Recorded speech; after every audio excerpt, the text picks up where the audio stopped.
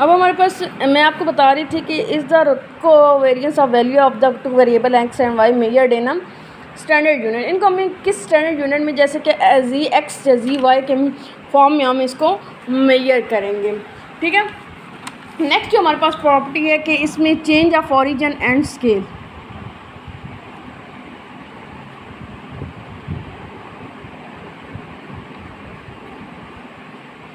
कि अब change the value of are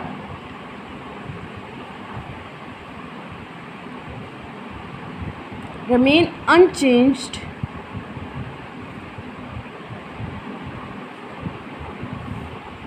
if constant or adds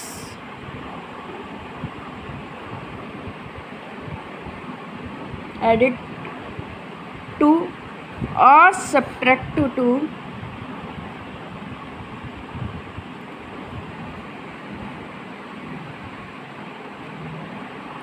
from the values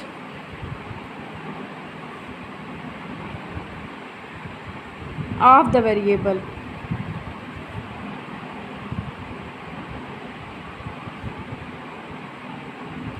or if the values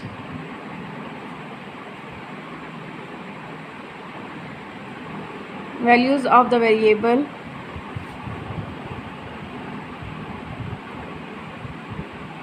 are multiply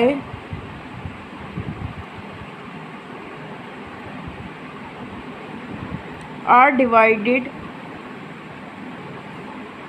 by constants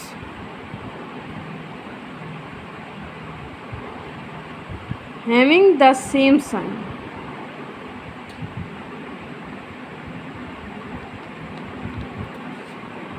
but the value of remain change।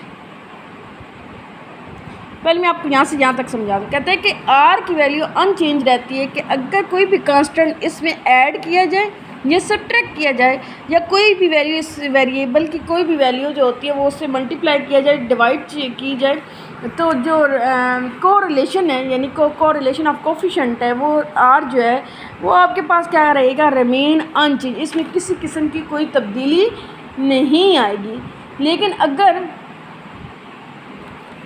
कि value अगर अब इसी में आप add कर दें कि if the value of are change की वैल्यू ऑफ आर चेंज किस सूरत में होगी, if constant are added to or to subtract from the values of variable और if the value of the variables are multiply divided by constant.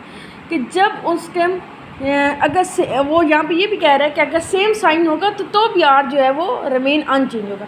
लेकिन जब sign क्या होगा, अपोजिट होगा, तो फिर क्या हो जाएगा, ये वेरिएबल्स की जो वैल्यूज़ हैं जो हम सब्ट्रैक्ट करेंगे या ऐड करेंगे तो ये क्या हो जाएंगी, चेंज होना। जो कोफिशिएंट ऑफ कोरिलेशन है वो आपका क्या हो जाएगा, चेंज होना शुरू हो जाएगा। तो अब इसका मतलब ये है कि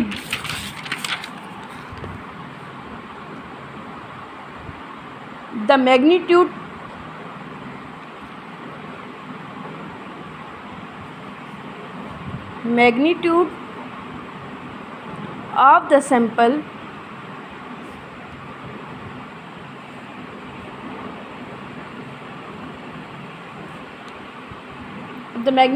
of the sample correlation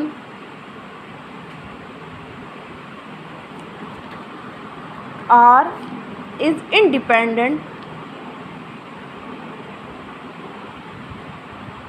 of change of scale and origin। क्या कहते हैं कि कोरिलेशन का जो मैग्नीट्यूड है वो इंडिपेंडेंट है, यानी आज जो आपके पास इंडिपेंडेंट है कि जब उसका स्केल और ओरिजिन चेंज है। अब स्केल और ओरिजिन कब चेंज होता है कि जब अगर साइन सेम होगा यदि कांस्टेंट होगा तो वो क्या होंगे, अगर कोई भी कांस्टेंट ऐड होगा तो और साइन सेम होगा तो फिर कोफिशिएंट ऑफ कोरिलेशन में कोई तब्दीली नहीं आएगी। लेकिन जब साइन अपोजिट होगा और वेरिएबल्स होंगे, कांस्टेंट नहीं होंगे, तब आपके पास जो है वो आर क्या होगा, वो चेंज होना शुरू हो जाएंगे। दूसरा अब हमारे पास चौथी प्रॉपर्टीज़ क्या है, are always the lies between -1 and +1।